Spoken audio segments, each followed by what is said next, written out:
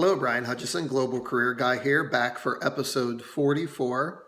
Today I'd like to talk about something I've experienced a lot in my practice and I see a lot in my supervision and mentoring of other career services professionals. I call it letting the client's language lead.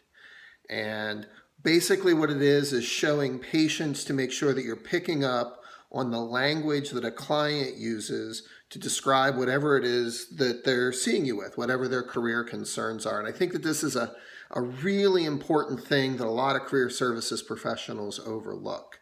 Let me give you an example. I'm reading a book right now from someone pretty well known in our field, does public speaking engagements, has a couple of books. And like many such books, it focuses on the idea of passion and how we have this dominant discourse in our field about following your passion, finding your passion. But based in that idea is that career and passion should be inextricably linked to one another. And the reality is that we know for many workers, if not most, that passion is not a part of the equation. And so if we start to deliver passion language to a client before knowing what language it is that they wish to use to describe their career concern, what might happen? We start to make them feel other than what the process is designed for, and we might start to make them feel less than. We might start to make them feel like, oh, well, if passion isn't what I'm feeling in my career journey, then something might be wrong with me, or that I might not be doing it right, or that I might be misplaced. The reality is I see so little true passion in the lives of my colleagues and my clients. Many of us work for different reasons, and reasons that I've talked about on previous videos. I always go back to David Bluestein's work and the fact that if you are working for survival, then passion may not be a part of it. Maybe your passion is the family that you're raising, the children that you've had, the elders that you're caring for. And work isn't about passion. It's about meeting those other needs that you've prioritized over your career and making a meaningful life. Maybe you feel like you don't have a choice because of geography, because of skill, because of socioeconomic status, because of oppression within systems, things like racism and genderism. And so again, by telling a client that passion is what it is that they are supposed to be finding in work without dealing with these myriad of other issues that might supersede passion, again, you're tacitly communicating a one-down position with clients. Now, this doesn't mean that passion isn't something that we strive for. And this makes me think about things like Maslow's hierarchy of needs, right? And so passion might be a journey station in one's career journey, but we can't just give passion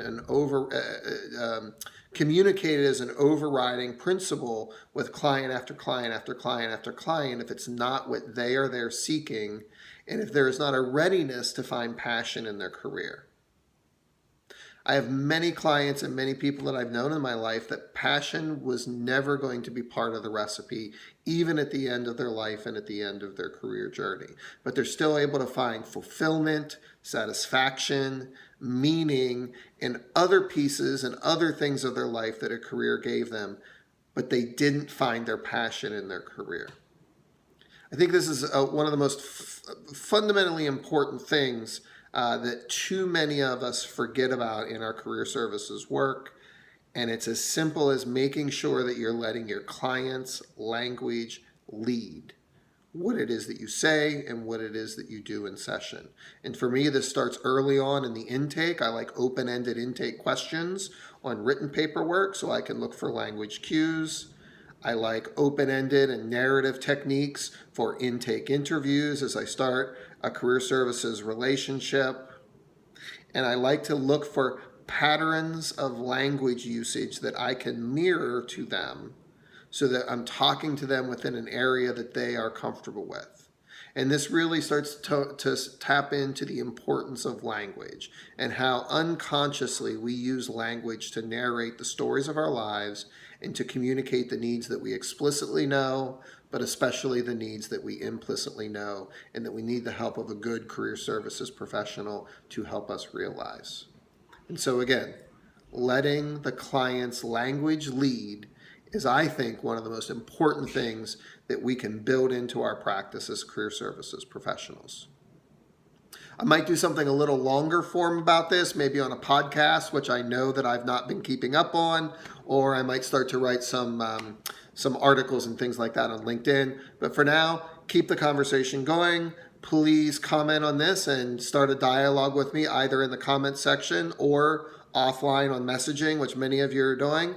And until next time, Brian Hutchison, Global Career Guy, signing off.